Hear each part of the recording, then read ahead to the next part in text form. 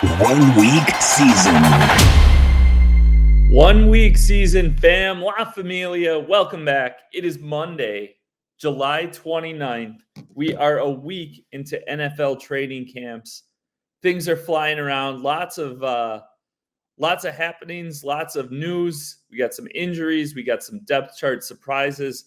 There's a lot going on. Of course, I am with 1 week season. Our Bestball Plus 2024 subscription is rocking along. We have an exciting month ahead of us, kind of in the thick of draft season. This is what we've been waiting for. Without further ado, my co-host, Billy Gableman, StatATL. How we doing today, Billy? Morning, Mike. Doing great, buddy. Happy Monday to you. Excited to do another draft. Yes, very excited. And while we are here, for anyone new, we are going to be drafting on Drafters once again today. Drafters, and we'll get into it a lot, especially next week, which is something I'm going to talk about in a minute here. But Drafters, it is a cumulative scoring best ball contest, 17 weeks, no playoffs. Really cool format. Really love, just really so much about their platform and what their site offers. If you sign up at Drafters, use code OWS on your first deposit. You will get a 100% match up to $100. You can put $100 on, get $200 out of it. Highly encourage you do that. Obviously, free money is always nice. And the contest, they have their $15 contest, which is a $2.5 million prize pool, $500,000 to first. They also have a $2 contest. So if you are new to the best ball streets, it's a $2 entry fee, 70,000 total entries. It's going to be $25,000 to first place. So, low cost to entry, and you can get some good experience and kind of get a feel for your lay of the land, and then up to the 15 if you are so inclined. So, Billy, how has your drafting been going, this last week? Are you still, I know you had some stuff with the house, but are you kind of cranking up the drafts again now? Cranking up the drafts again. Had kind of taken a little bit of a lull, both because of the housing stuff. For those of you who haven't tuned in before, I moved like 2 or 3 weeks ago. So finally got some stuff up on the walls, but we still got some barren walls and boxes. But, Best Ball Plus subscribers will kind of know, took some time off in July as well, just kind of based on some previous research that you had done, Mike. So, definitely ramping back up. Excited. I think there'll probably be some promotions from drafters, hopefully in August. Been trying to take advantage of all the different promos they've been offering. I think last weekend or 2 weeks ago, they kind of had one where you drafted 5, you got a free one. So for those people who are trying to max the contest, you got to take advantage of all the expected value you can, and getting free tickets and maximizing that is definitely one way to do it. Another is, obviously taking advantage of the OWS 100% deposit match. Yeah, and and sometimes drafters will do a deposit match as well. And then, even if you aren't planning on drafting or, doing a full 150 lineups, just paying attention when they have those kind of flash sales, which, like you said, I think it was last weekend, not yesterday, but the previous weekend, they had draft 5, you get one ticket for free. That just effectively, that turns it into you have lower cost basis for the entries that you have. So, it makes it a little bit easier, more likely for you to break even or create some value, have some return on your investment. So definitely worth checking out there. I'll be drafting today in the $2 contest. Looks like I have the 9th pick. But I do want to talk about, so next Monday at this time, we will be having, and I announced this on our training session last Tuesday for our Best Ball Plus subscribers at 1 week season. But next week, in place of Wake and Snake, we are going to have a day of drafters, it's called. So pretty cool event that I've been working, the last few weeks to kind of put together. But basically, the idea is that we're going to do this kind of all day. We're going to bring on some various guests. We're going to have a couple Best Ball Plus subscribers, which I will be dropping something into the Discord if you're a subscriber. So watch for that. Trying to find a couple people to come on and draft with us.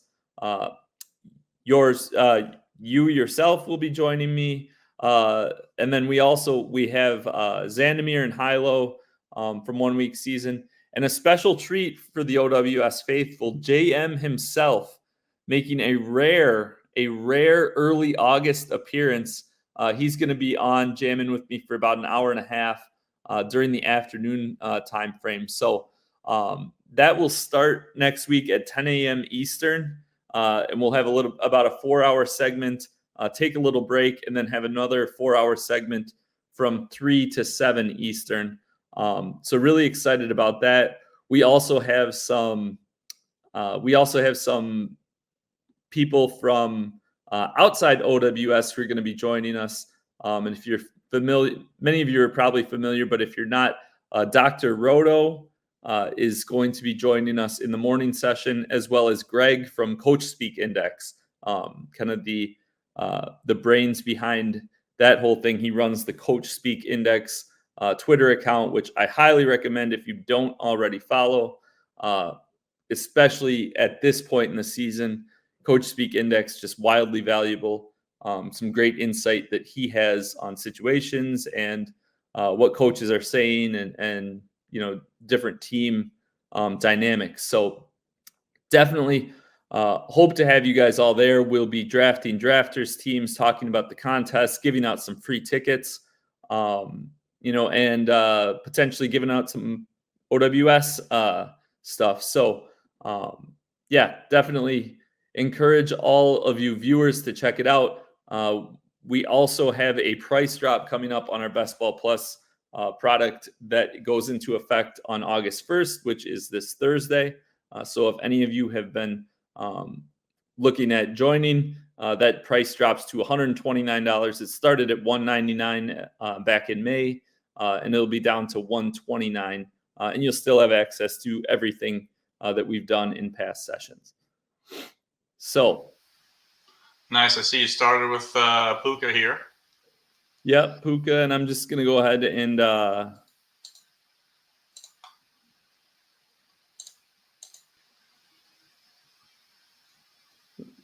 maybe a little reach. We'll take Debo.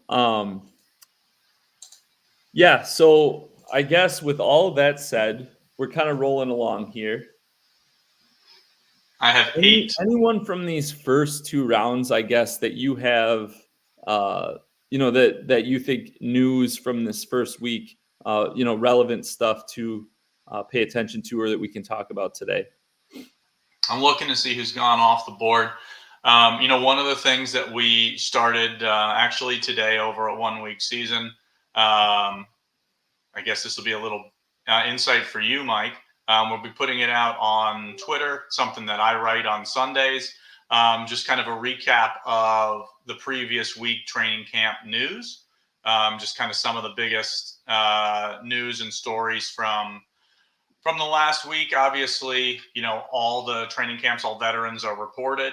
So all camps are kind of in full swing. So there's a lot of news that's coming out. We try to grab the most pertinent info, obviously, from those who follow 32 beat writers or Coach Speak or, just Roto World. You guys see there's so much news that comes out. We try to encapsulate it into one place, which is kind of some of the meat and potatoes. I'm kind of looking at this news. Brandon Ayuk, I think, is maybe of note. Just kind of his situation. I'm not sure that I'm doing anything different with his draft. I don't foresee him. I don't foresee like Jamar Chase holding out, but both of these guys are at practice, but not practicing. Chase or Higgins? Chase. Chase isn't practicing? No, I had not seen that. Gotcha. I think he's trying to get a new contract. Gotcha. Makes sense.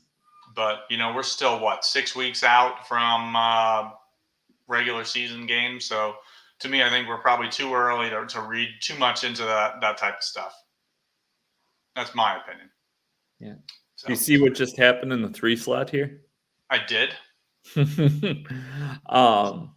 Yeah, I think generally those situations with star players are, teams are going to find a way to make it work. So, yeah, I mean, I think I got Brandon Ayuk at like pick 31, 32 a couple times over the weekend. So, just a lot of fear there. I It's don't not know. all that often that I get to say like Tua Tagovailoa would have been available 100 picks later. It's not all that often that you get to say that. Yeah.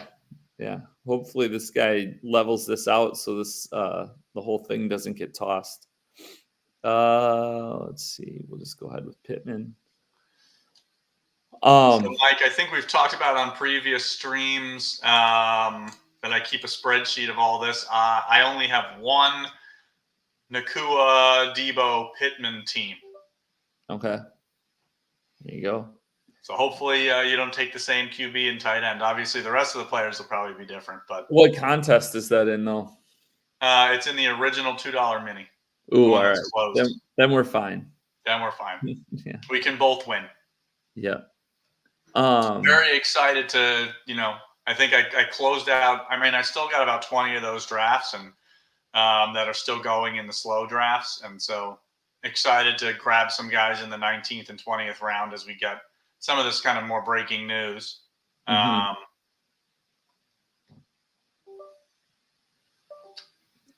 Yeah, so speaking of that, Isaiah Pacheco just went. And he's a guy who seems to have a stranglehold as the top option in Kansas City. But something to keep in mind is that it's the NFL and running backs tend to get hurt. So that number 2 spot for the Chiefs, obviously very valuable. One of the bigger things from this week, Deneric Prince, a second-year, I believe, running back. He is running as the clear number 2 running back for the Chiefs, ahead of Clyde Edwards-Helaire, ahead of like everyone else. So, an undrafted player, but he's got some pop to him. He can move a little bit, and obviously, like it's a meritocracy there. Like they're going to play they're trying to win Super Bowls. They don't care when you were drafted. They don't care what they're paying you.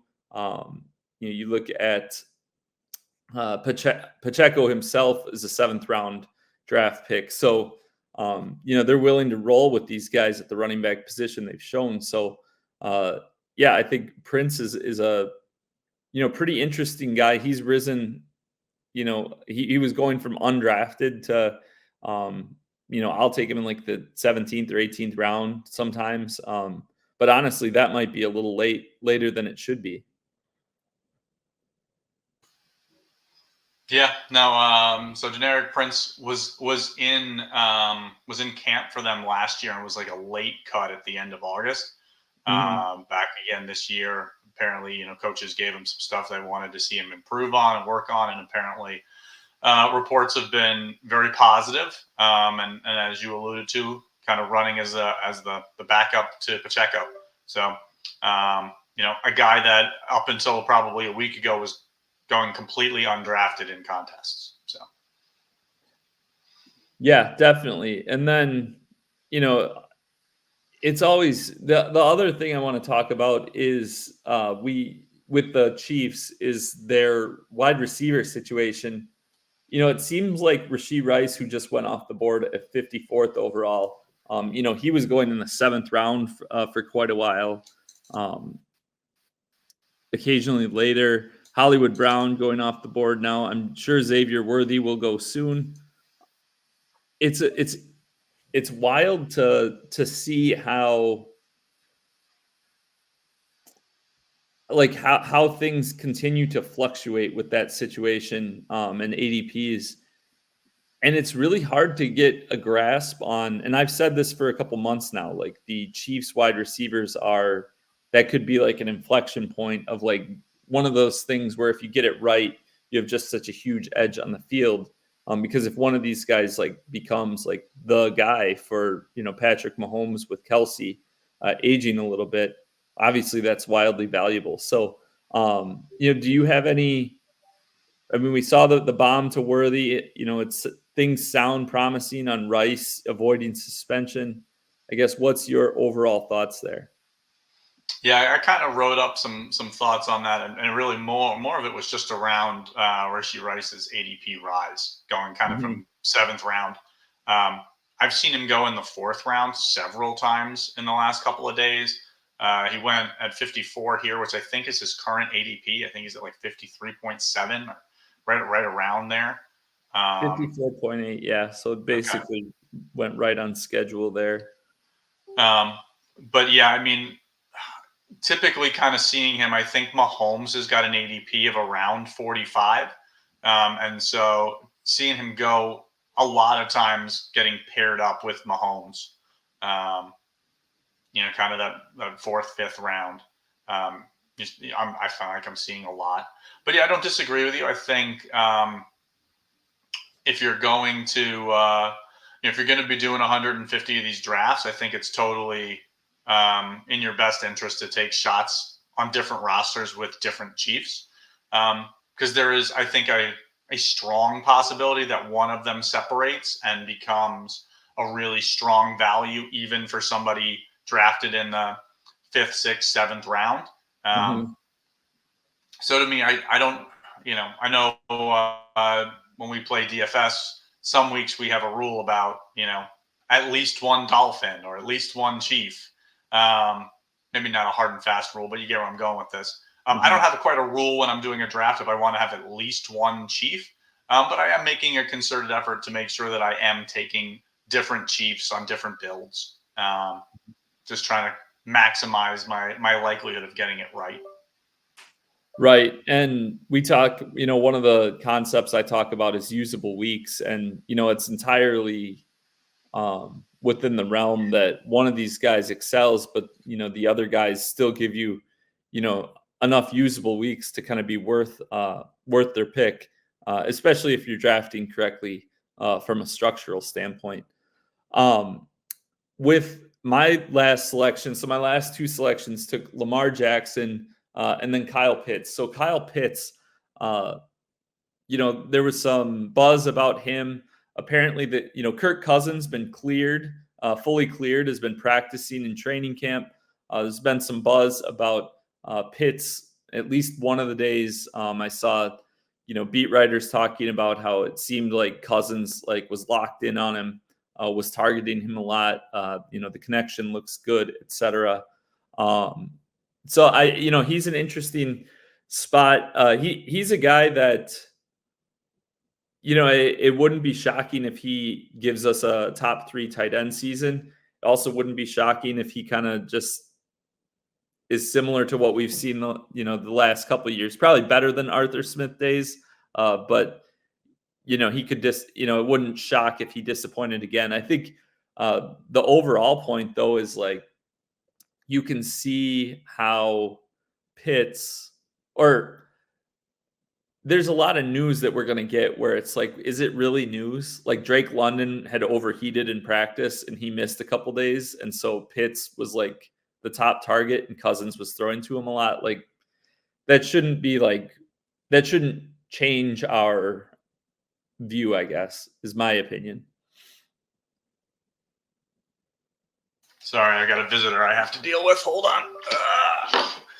Toast is making an appearance. Oh, there you go. Mm-hmm. Yeah, no, I think I echo those sentiments. I'm looking at the one team that I have. It doesn't have Lamar or Pitts, so we will not be building a very similar team outside of the first three wide receivers. There you go. I think some of the news, I know we were just talking about Pitts. Some of the news that I saw kind of come out of kind of Falcons camp. Rondale Moore, one of their free agent signings, somebody who's been getting drafted frequently in the 17th, 18th, kind of 19th round, kind of back end of almost every draft. Mm-hmm. He's kind of running with the number twos right now. Ex San Francisco 49er Ray McLeod appears to kind of have the current firm role on that slot wide receiver.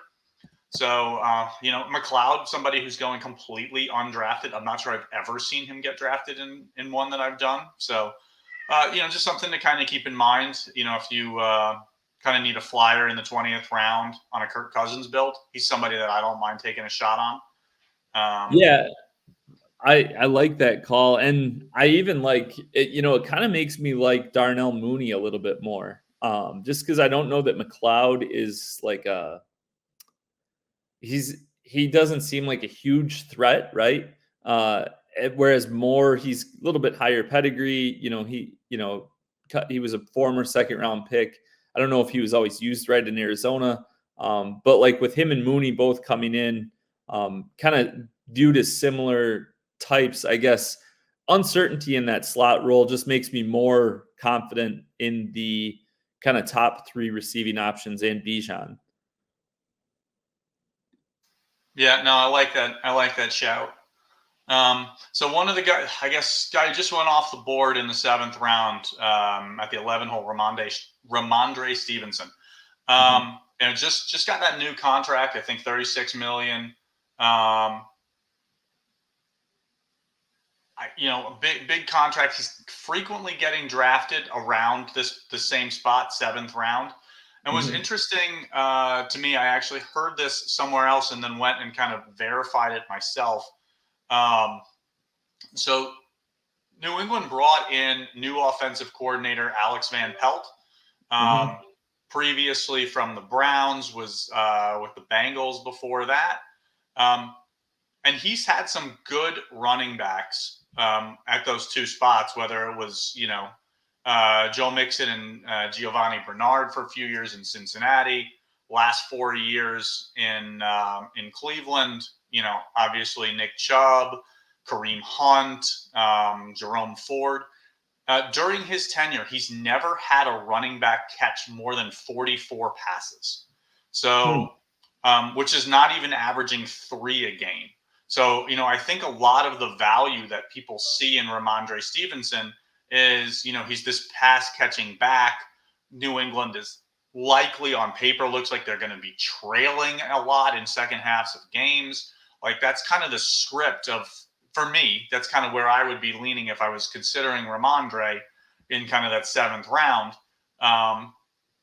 To me, those stats were, I don't want to say alarming, but definitely eye-opening. And it's just, he's kind of going within 6-7 picks of like James Conner. I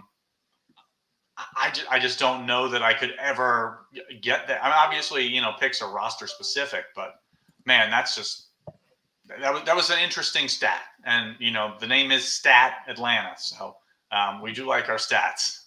Yeah, for sure. Yeah, that is, you had told me, you had kind of teased me last night that you said you were going to, you had a Ramondre stat. I wasn't sure where you were going with that, but that is interesting, especially when you think about it from like a Drafters accumulative scoring site where you're looking at over the course of the season, where, sometimes game script, maybe a guy gets 1 or 2 games where he catches a few passes and that can kind of skew your view. But, and his main competition, right, is Antonio Gibson, who's kind of himself more a pass catching back. So, when you already have that theoretically that limited ceiling for his season long output, that you could have like a thing where you have different roles and Gibson's cutting into that even more so. So definitely interesting. And I guess, the Patriots offense itself is like a little bit of a crapshoot, right? Like, what are they gonna look like? We still don't even know, their week 1 starter. Who's your money on, May or Brissett? Week 1 starter, Brissett. Yeah. But my drafting portfolio does not reflect that opinion. Right. Well, I guess, do you think May starts at some point this season? And when do you think that would be? I do think that he gets cracked this season. I think when that is kind of dependent on how the season plays out a bit for the Patriots. In terms of like projected points, I think this was something that Hilo posted in the Discord like 3 or 4 weeks ago. They're projected for literally dead last, like 30, 40, 50 points worse than like the number 31 team. Right. So, I don't, myself, Vegas, I think you as well as part of the team previews. Like we don't foresee them winning a ton of games. So I would probably guess it's probably around halfway. And for me, the builds that I'm taking, I don't want to say a fair bit, but I'm probably over the field. I think I have more than 7% or 8% May. They're on builds where it's more of an elite quarterback. Generally I try to be conscious of the buys and kind of knowing like I don't want him as my second quarterback on let's look like a Dak Prescott build or a Jalen Hurts build because I'm not sure he's going to be playing in week 7 or week 5. But if I've got, obviously I don't want to pair him with Lamar because they both have week 14 buys, but, maybe a Josh Allen who's got a week 12 buy. I think he makes a good, probably third quarterback, but you could be frisky and try to go 2 quarterback build with like just Allen and May, because then you're really allowing yourself to kind of catch up on some of the draft capital with, taking Josh Allen in the 4th round. Obviously you're passing on a strong wide receiver, a strong running back there. Like I don't mind taking a shot and, waiting as my second quarterback to be Drake May in like the 18th round. That way I've got some time to kind of take more running backs and wide receivers in that gap. But what about you? Where do you stand on that with Drake May? I think it'll be sooner than later.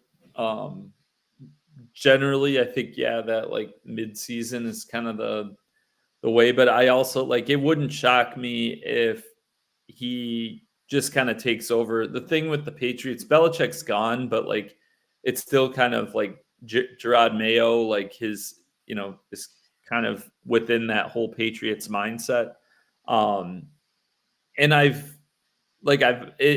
the things I've heard coming out about May that, like, we know he has physical tools, but it sounds like his leadership and just how he's interacting with teammates and picking things up is like really high, like at a high level. So it wouldn't surprise me if, I don't think it's likely, but it wouldn't shock me if he was the week 1 starter. And I think probably more likely is just like by week 5 or 6. But again, like you kind of alluded to, it's hard to like bet on that on a roster.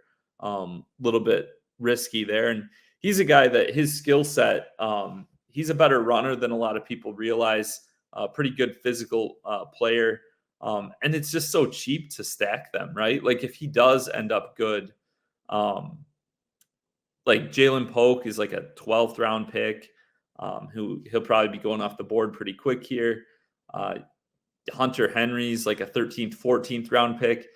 And then, everybody else is like we don't even really know, I guess, I guess that's something we could talk about is the Patriots wide receiver room, just because there's literally like 7 guys. It sounds like Juju Smith-Schuster's career is basically over.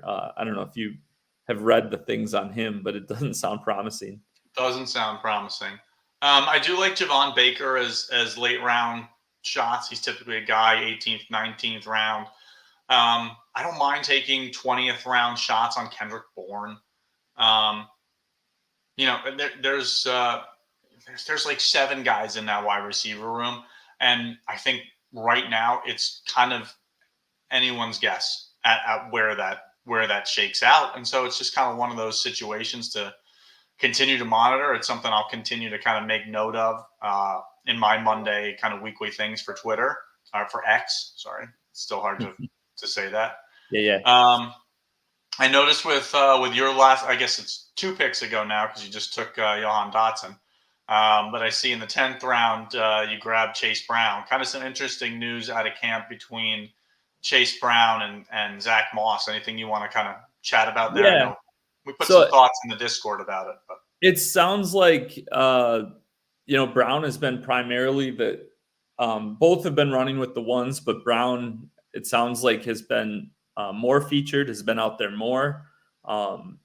Zach Moss going basically in the 7th round, sometimes would fall to the 8th for most of the draft cycle so far. Now you see in this draft, he went at 92. His ADP has fallen to like the mid 8th round now. So adjusting there, Brown has been like a 11th round pick. He's moved up to the 10th. I took him in the early 10th here.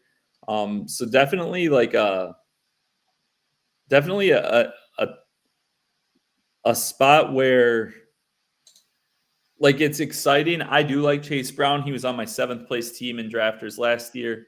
But I mentioned this in our Discord, but like he is like the quicker, the more explosive back. He's, shifty and he can run. And right now these guys are playing in shorts. They're not hitting.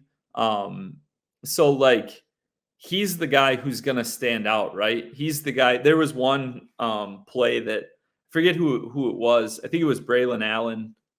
Might have been somebody else. Doesn't really matter because you see him all over. But it's like a clip out of camp, and it's like hyping him, like, "Oh, look how good he looks." But it's one of those. He's running and he's running fast through a hole. But like, there's multiple guys who are like right there, but then they like pull up and obviously don't hit him, and he just keeps running. He runs the full 50 yards. But it's like, well, in a real game, that's probably like an 8-yard run. it's like a 10-yard gain. But okay, Yeah. So like it's hard to decipher. And like Moss is more of like the grinder. He's the guy who when the season comes along. And I think, that was kind of my expectation throughout based on how they built the team and how the back's profile is that Moss would be like maybe like a 15 carry, 2 or 3 target guy. And Brown would be like a 8 to 10 carry guy who gets, 4 to 7 targets depending on the game script or whatever. So, it is exciting for Brown. Like them playing him more is obviously noteworthy, but at the same time, you have to consider the context of like Moss's skill set is going to be more valued when people are actually hitting each other. yeah, I think I hate that we agree on so far almost everything today, but yeah, I think you nailed that. So Justin Herbert, so the guy on the clock here, just took Justin Herbert in the last round. So some stuff out of LA with Herbert specifically. Sounds like him and Ladd McConkey have a pretty solid connection. McConkey is a guy I haven't been super high on, but have to be willing to adjust and strong beliefs, loosely held kind of mentality of like, you can be wrong on these things sometimes. So what are your thoughts on that Chargers situation and kind of what we've heard there? And obviously, you can talk about Quentin Johnston as well. Yeah, I mean, so the reports out of camp the first week have been very positive on Ladd McConkey and his chemistry with Justin Herbert. He's been running with DJ Chark, with Josh Palmer with the ones, and 2023 first round, pick Quentin Johnson. It's been kind of been delegated to the 2s. We still see Quentin Johnson getting drafted, I want to say around ADP 150, 160. Whereas DJ Chark, he's generally going 210, 215. So maybe that's something that we'll see the market adjust to a little bit more in the next week or two. To me, and we've talked about this on previous Wake and Snakes, but again, a little bit similar sentiments to you. I haven't been taking a ton of Ladd McConkey just because of the draft capital of where he was going. And I found myself taking more Josh Palmer just because he's going 3 rounds, 4 rounds. It's at least 30 picks of ADP difference, I think, even now. Mm-hmm. And so I have some Lad, but not as much as I have of Palmer. And I don't know that I have a single Quentin Johnson share across a couple hundred rosters now. Just in watching Charger games last year, he was just horrible, and it's just been so hard to kind of click that box. Yeah. Yeah, it's hard to, he's a guy who really, if he started falling to like the 18th, 19th round, around these like Khalif Raymond, Jalen Hyatt types, I think that's more apt of a bet for Quentin Johnston, or like kind of the range of where he actually falls at this point, as opposed to, he's still, even with his drop in draft position, he's still going in this like 14th, 15th round, where like Demarcus Robinson, Adam Thielen, Demario Doug, like these guys are like locked in top 3 type receivers.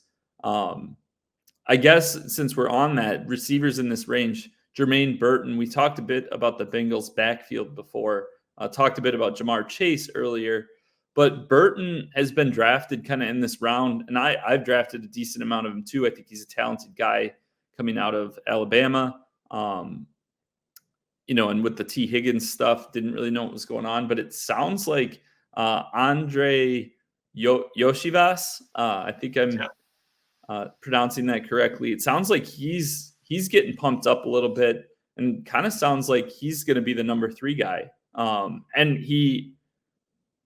he's got the skill set to play inside as well. So interesting spot there. I've been drafting a ton of him the last week or so. Yep, same. He's frequently available in the 20th round. So again, if you're wrong, it's not a ton of draft capital that you're laying out. Mm-hmm. We had a couple subscriber questions, actually, a couple running backs there in the 13th round, I guess a round and a half ago. Seen a couple of them with big rises over the last week or two between Ray Davis and J.K. Dobbins. I think the bigger news out of that comes around J.K. Dobbins. Full participant in camp so far, kind of coming off of an ACL injury. And so, it was kind of alluded to that Gus Edwards is recovering from like an undisclosed injury.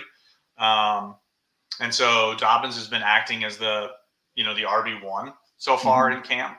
And if he's fully healthy, which he's always had a problem kind of staying healthy, I don't know that he's ever played a full season. But he certainly has some upside.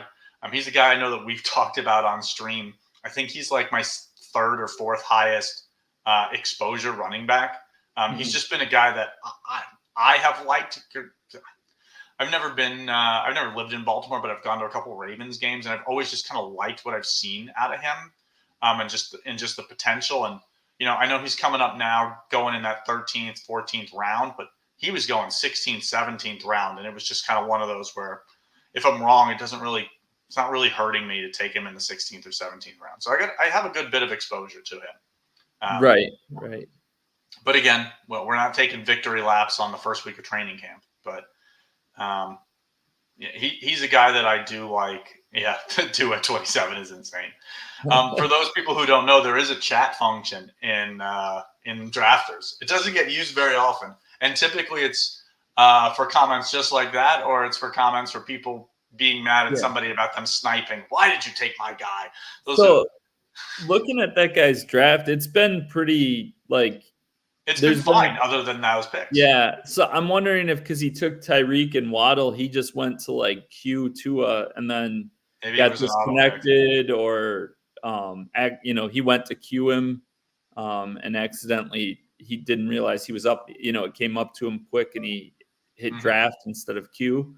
But yeah, I was worried that this was going to turn into one of those where it's somebody does something crazy, and Drafters is really good about canceling those drafts where like potential collusion, or it's just Yeah, it's clearly like a disadvantage, especially for this contest where everybody's competing against everyone. It's not the playoff style where a Mhm. lot of those teams who may benefit from a couple teams tanked in their draft, it gets evened out anyways with the weekly stuff.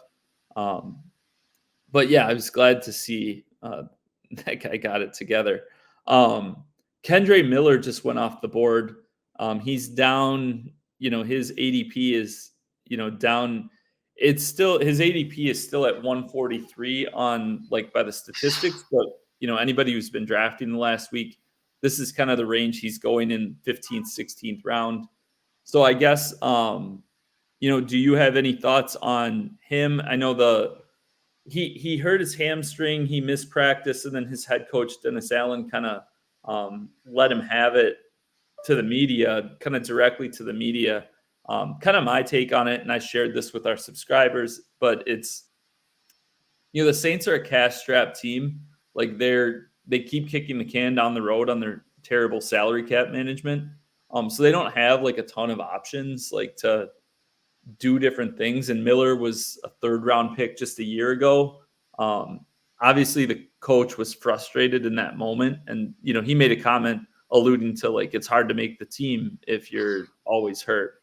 But like to me, that's like trying to like, it's leveling off some frustration and kind of, there's a difference between what he says in that moment and like, would they actually cut him? I guess, do you think there's any chance that he would be cut? I kind of think I'm good with, drafting him in this range for sure. And I guess to finish out the question, do you have any thoughts? Does this change how you view Alvin Kamara, Jamal Williams? I'm going to say I hope that he doesn't get cut because I'm definitely over the field on my exposure to him. I was taking him in the 120s and 130s just a few weeks ago and not having second thoughts about it. So, I think you've laid out the situation pretty well there. I don't think it's that realistic that he gets cut. And kind of same as you, I'm finding him in that 15th, 16th round, 170s, 180s frequently with the ability to draft him there. And so to me, I'm taking those shots. When he falls, I'm not trying to reach for him. Like on this build at 177, he was there, but Isaiah Likely much more of a priority for you with Lamar and not Mark Andrews. So you have to do what makes sense for each roster. It's kind of why we've kind of talked about in the past about it's great to have rankings, but that the rankings are really only as good as each draft. So yeah, I think you probably would have considered him if he was there at 184, if he was there in the 16th round. You only have one other That's week. kind of what when I took Likely, I was thinking, well, I had seen Miller and thought, well, we should talk about him. And thought I would have taken him over Johnson had he fallen there. Mm-hmm. Yeah, for sure. Where are we at here? Drake May, who we talked about earlier, he just went. Did you see or did you hear the stuff? Roman Wilson, the rookie for the Steelers, sounded like he had a couple really good practices this last week. I guess just in general, I have Jalen Warren on this roster, but they're a team that, like as we know, like they tend to just be competitive every year. They tend to find a way to have their nose in it. I guess what are your thoughts on them? On that offense as a whole, and I guess on Roman Wilson, his potential. Yeah, I mean, I feel like Roman Wilson's a guy that I've been taking some shots on because he's seen his draft stock, despite the positive news, he's seen his draft stock kind of fall. His ADP has fallen over the last couple of weeks. And so frequently kind of able to get him in the, the 190s, the 180s, 190s range in a lot of drafts that I've done. To me, I think the bigger news that's kind of come out, and I don't know that it's like big news, but around the Steelers is the fact that Russell Wilson has this calf strain and has missed every day of training camp so far. So Justin Fields, who we don't project to be the starter week one, or at least I don't project him as a starter week one. The coaches are kind of getting to see him run with the ones, getting to see his legs, getting to see his deep ball. These are things that Russell Wilson has kind of struggled with the last couple of years. I'll go on record in saying I think that Russell Wilson is completely washed. I know you're in Wisconsin. You're a Badger fan. I hate to say that about Russell Wilson. I'm not a Badger fan. You're not? Well, I know I'm in Wisconsin. Okay. But not a Badger fan. No. Okay. Well, doesn't change my take that Russell Wilson is washed. Yeah, oh my God, are we going to see Greg Dortch? Yeah, I'll do it for the OWS. For the OWS faithful. We'll take Dortch. Yeah, so to me, I think the bigger news this week, and I think you even alluded to it in the Discord as well on Sunday. Like, I think it's interesting because I feel like it's giving the coaches a glimpse of like what could be. Now, again, like Fields isn't overly shining in camp. He's apparently the reports are very similar to what they were in Pittsburgh, in Chicago, where it's just very inconsistent. But he's shown some flash plays with deep balls, with using his legs. And so, I think that maybe leads to Tomlin having a little bit of a shorter leash. If the Steelers get off to a slow start, maybe that makes them move to Fields a little earlier. And so, I don't know. Fields has kind of been a guy that I don't mind taking shots on in, 3 QB builds in the, 19th, 20th round. He's frequently available. I mean, I think he's still on the there. He literally just went as I said that. Did you see the guy who took Wilson? That was his first quarterback. What? 1 QB, 5 running backs, 10 receivers, 2 tight ends. Yeah. Well, I guess he's going to. He's not a rookie. There's nothing wrong with waiting on QBs, but you got to get 3 quarterbacks that can actually start. And yeah, we'll see right how now it he's goes. got 1. I mean, he is taking on risk. He's risk tolerant, it seems. Yeah, I wonder if he's going to go grab Sam Darnold and Aiden O'Connell with his next 2 round picks. Yeah, or McCarthy, Minshew. Those guys, because of the uncertainty, are not being drafted much. So, interesting approach there. Yeah, I know you had a team that cashed last year that we've talked about on either training sessions or one of these where it cashed and your 3 quarterbacks were poo poo. Well, it more than cashed. It finished in like the top 700 in the entire out of 80,000 or however many entries there were. And it had Mac Jones, who got benched, Bryce Young, who had like the worst season for a number 1 overall pick almost ever, and Desmond Ridder, who also got benched. So, I mean, considering those were the quarterbacks, the rest of it was pretty solid. But yeah, there's a tough needle to thread, but it can be done. The AJ Dillon just went off the board here. So Dillon, you hear it a lot, the best shape of his life, but like there's actual statistics around him. Apparently he's down like 12 pounds from where he reported last year, and his body fat is down from like 9% to 4%. Obviously he's a pretty big fellow, so he's pretty jacked right now. The Packers in offense, we expect to be very good this season. That becomes a spot where Marshawn Lloyd, the rookie running back, who everybody's been excited to draft. I mean, I've taken a good amount of him, but he has missed some time. I got to check on him if he's back, but he's had a hip injury. His coach said he's going to miss a few days, so he'll probably be back today or soon. But for rookies missing time, Dillon, obviously, the Packers have the same coaching staff.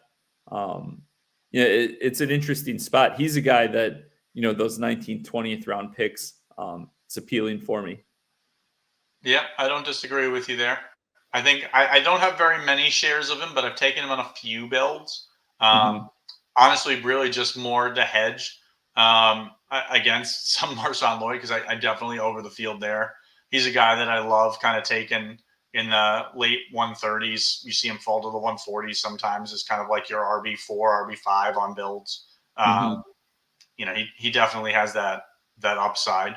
But yeah, I mean, certainly nothing wrong with hedging here. I love that you took Dulcich. It's a guy I've been taking a lot in the 19th, 20th round as my third tight end. I know we've talked about him before. Yeah, well, and he's another guy that in this first week of camp generated a ton of attention and buzz. He looks healthy. He looks like the player that kind of he's been projected to be. We got a glimpse of it his rookie year, like a 5 or 6 game stretch where he was very good. And obviously that Denver situation, we had a subscriber ask, do we foresee a Michael Thomas role or Alvin Kamara role in Denver? I don't, I don't like I think it's easy to think of those things, but coaches are usually going to build around, their players and their skill sets. Thomas was a second round pick out of Ohio State, high pedigree, physically had the tools. I don't see, like Cortland Sutton he's physically the guy who kind of fits that mold. I don't see him, he doesn't have that skill set though, like the short area stuff that Thomas had. And Alvin Kamara, like the way he was used, he incredible contact balance, just a really talented player. He's a guy that I don't see any like game changers in that backfield, like anywhere near what Kamara was capable of. So to answer that question, I don't foresee a role like that. And as far as Dulcich goes, that makes him even more appealing because it doesn't seem like there's going to be like some receiver siphoning 140 targets, or some running back getting 100 targets and being like heavily featured. He definitely a high upside play for, that 19th, 20th round. Yeah, no, agree with you. I like that. Same. I think high upside. I don't know that I would say he has the same ceiling as like a Laporta last year. I don't think he's got wide receiver, tight end 1 like overall in his range of outcomes. But he, in my opinion, he could be a top 12, a top 15 guy. Well, and it's situational, right? Like Laporta was in like a similar situation where he had a clear path to being like the tight end, that like being on the field a ton, had a good skill set, but he was in a great offense. Dulcich, kind of the same thing, but I think you mentioned the graphic Hilo shared with projected total points for the season for teams, and I think the Patriots were last, and I think the Broncos were the team just ahead of them. Yeah, the Broncos are either 30th or 31st for sure. I pulled up Kenneth Gainwell. You had brought this up in your thing that I think is going out on X today. You want to talk quick about him, and then we can finish up? Yeah, I think we've got a couple other subscriber questions I think we should kind of hit on as well. But Kenneth Gainwell, not surprising to see him running with the ones ahead of rookie Will Shipley. He is a veteran. He's been with the team for, a lot of years, but he's been a guy that's consistently going undrafted. And similar to what we spoke about earlier, I'm trying to think of what running back group we were talking about. Huh? Prince. Oh, yeah. Similar to the Chiefs, the Eagles are what we think is going to be another prolific kind of top 5, top 10 for sure offense this season. The number 2 running back behind Saquon is a valuable spot to have. So it's a situation for me to continue to monitor. I think for me, I'm taking some shots on him in the 20th round on teams where I need a 5th or a 6th running back. I've actually taken him, I think, as a 7th running back on a team where I just went like 6 straight wide receivers to start the draft. I think he's a guy that could have some value. Even if Barkley doesn't get injured, he may still give you some usable weeks. So he's a guy that I like taking some shots on late. I think one of the other roles we wanted to chat about from the subscriber questions, we're kind of leading more similar to Dolchitz, some later round tight ends.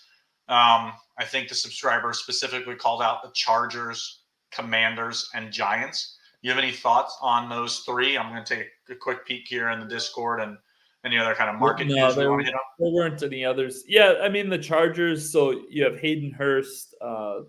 He missed a lot of time with a severe concussion last year for the Panthers. Previously with the Falcons and Ravens, has kind of bounced around. Donald Parham, very athletically gifted, like 6'8", huge target. Had a nice stretch where he was catching touchdowns early last season. And then who else? Oh, Will Dissly they brought in from Seattle. So, we already think that they are going to want to more run heavy. And then you have, a decent receiver core with McConkey. Sounds like building a connection. Chark, a downfield threat. Josh Palmer, his relationship with Herbert. So I guess it's not really a situation where I don't see any of these guys becoming like a 70% snap share guy. I think they're all kind of going to be involved. Obviously, injuries could change that. But it's tough for me, in this format to pull the trigger on one of those guys. Commanders, I think Ertz is going to be more involved than people realize. Ben Sinnott, the rookie, the Laporta effect is that him and Kincaid even, everyone thinks these tight ends are going to come in and produce right away. And I think Ertz is probably going to be more involved than people who were excited about Sinnott are going to be after he was drafted in the second round. And he's more of an H-back type guy anyways. He's kind of like a fullback tight end hybrid. So, I think his scouting report, his biggest strength was like his blocking. So, that's kind of my thoughts there. I'll let you talk about the Giants if you have any thoughts. Yeah, I mean, I think my only thoughts on the Giants are in general, they're not an offense I'm super enthused about. I have been taking some shot. I'm not drafting their running backs hardly ever. I'm taking some shots on Neighbors, specifically when he falls a little bit. I have a hard time taking him over some of those other guys in the second round at wide receiver. But he falls into the third round a lot. I've taken him in the fourth round a couple of times, kind of when I'm in that 10, 11, 12 hole. In general, I think it's Theo Johnson. If you're targeted, if you want to take a shot on a 20th round tight end for the Giants, I just don't. I think that there are better. I think that there are better options. Of just the guys that we're talking about, like I'd much rather take a shot on Dolchitz. I'd much rather take a shot on Zach Ertz. For me, I have more. I don't want to say I have more confidence in those offenses because all three of the Giants, the Broncos, Washington, I'm definitely the highest on of those offenses, but I'm not super enthused about the Chargers either. So they're not guys I'm taking a ton of kind of late. Even Dawson Knox, he's a guy I know you've talked about a little bit, but Also, the news this week out of Bill's camp was that a reporter flat out asked is Dalton Kincaid going to be kind of running almost 100% of the snaps with how great of a year he had with the thinned out wide receiver. And is it Sean McDermott? Is that Bill's head coach? Basically came out and said, no, we fully intend on keeping Dawson Knox, as part of the offense. He was really singing his praises about his skills. And, so to me, I think that, and this is something I know we've talked about before, I think I'm a little higher on Dawson Knox than you, Mike, but I like taking shots on him on the 19th, 20th round. I don't think that he's a guy that's going to give you a ton of I don't want to call them spike weeks, but I think you'll get several usable weeks out of him at tight end. Obviously, it's dependent on what the rest of your tight end core is. If you go bully tight end and take 2 tight ends in the first 6 rounds, like I don't know how many usable weeks you're going to get out of Dawson Knox just because of who he's competing against on your roster. But in general, he's a guy I like taking shots on too. Well, yeah, and he's had some. Obviously, Josh Allen, Bill's offense is always a pretty solid bet, and he's had some prior to last year. Last year, he only had 2 games with double-digit PPR points, but he missed time in the middle of the season with injury. Obviously, they still had Stephon Diggs and Gabe Davis at that time. So the receiver core there's a lot more questions now than there ever has been during his career with them. And everyone thinks about Kincaid and does Knox get pushed to the side? Knox is like one of the top 10 highest paid tight ends in the league. Like he has a pretty big contract. They clearly believe in him. I don't think he's going away.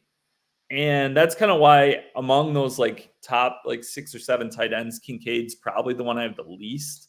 But then you also think of it from the standpoint of Knox has had some good games in the past. Now, what if Kincaid misses time? Everyone thinks about, if Knox misses time or if Kincaid takes over the role. I don't think Knox is going to take the role away from Kincaid, but it's also within the realm that Kincaid misses a few weeks. And in that scenario, Knox is an 80-90% snap share tight end playing with Josh Allen on a high octane offense where they don't have as of now, don't have like an alpha like skill set type wide receiver. So super interesting way to build. And as you talked about, something we talk about a lot is draft, roster construction and understanding the players you already have on the roster. When does a player like Knox make sense where he can give you those usable weeks? He can kind of help you separate and actually add points to your total. So I think that's a great shout. I think you've been kind of on him for a couple months here. So some what's the word I'm looking for? You're like confirming your priors. You're confirming your priors. But no, I mean, it is. Buddy, I've been high on Jordan Addison too, and that speeding ticket, the DUI stuff, that ain't going to help. You've seen him fall into the 90s now, and he's a wide receiver I was taking a ton of it in the 70s and 80s. So, you're not right about everything. Well, that's fine. I mean, hey, before we sign off, a lot, but we can't project what these guys are doing on Thursday nights. I was going to say before we wrap up the stream, can we pull up your team? It's hard to follow along and commentate and kind of see. I'm kind of curious how you ended up here. So 2-6-9-3, Lamar and Stafford at quarterback, running backs Jones, Warren, Chase Brown, Dobbins, Rashawn Johnson, Deneric Prince. See the receivers there: Puka, Debo, Pittman, Kirk, Shakir, Dotson, Polk, Greg Dortch, Andre Yoshivas. And then tight ends, I got Pitts, Likely, and Dulcich. Yeah. So I like your QBs. I think that's pretty strong. I like that you only took 2. Wide receivers, I like that room. Obviously, it looks like you started off 4 straight. Something I like doing is definitely loading up on the wide receiver room. Your tight end room. Obviously, Pitts is kind of going to be your big bet. Hopefully, we'll see what happens with Likely and Dulcich. I think you've got some good upside there. I think your weakest spot on this particular lineup is running back, but I think it's definitely serviceable. You'll get some, if J.K. Dobbins does run as the number 1, you'll at least have 2 starting running backs out of your 6. I think this is a build where if something broke your way early at running back, this could be a strong roster. If not, this is probably one that kind of comes on stronger as the season progresses. Good build. I'm curious with our friend in the 11 hole didn't take a quarterback till the 17th round. How did he end up? He finished with McCarthy and Darnold, so he got both. So he locked in the Vikings. So does he have any other Vikings? He does not. No. Okay. But honestly, that's fine for how he built this. He just needs Russell Wilson to be the starter in week 6. Yeah. So a lot of different ways. We talk about some different structures, different ways to approach it on 1 week season with our Bestball Plus product. So encourage you guys, if you're not subscribers, come check us out. Like I said, on Thursday, we will have a price drop. Next Monday, 10 o'clock Eastern, I believe 10 o'clock. Yeah, 10 o'clock Eastern, we're starting. Day of Drafters. It's going to be 4 hours consecutive drafting with several guests. Did I say who was going to be with us next week? I know I told you. I don't think I did it live, though. No, I think you did it live. Did I? Okay. Well, just to recap, we'll have some subs on. We'll have StatATL. Oh, yeah. In the morning. And then Dr. Roto, follow him on Twitter. He'll be here in that morning segment, as well as Greg from Coach Speak Index. Then we'll have a little break and then have a second segment. Again, that'll be here on YouTube and Twitter /X. So the afternoon segment will be myself. We'll have a couple more Bestball Plus subs, as well as Hilo Zandemir, and the man, the myth, the legend, JM himself joining us. I'm getting him into drafters. I feel like that'll be my biggest. He hasn't been doing Bestball, so for him to show up and talk NFL and give us a glimpse of where his mind's at heading into the season, that'll be highly valuable to everyone. So check us out. Mike will definitely be back in the afternoon then on Monday. If JM's going to be there, block off the work schedule now. There we go. Good deal. All right. Well, Billy, thanks for joining us. Everybody, all the viewers, thank you for joining us. Check us out, oneweekseason.com. Check out Drafters. Use our promo code if you are new to it. Don't pass up on that free money. Best of luck. Happy drafting. We will see you in Discord. We will see you on Twitter, and we will see you at the top of the leaderboards. Peace.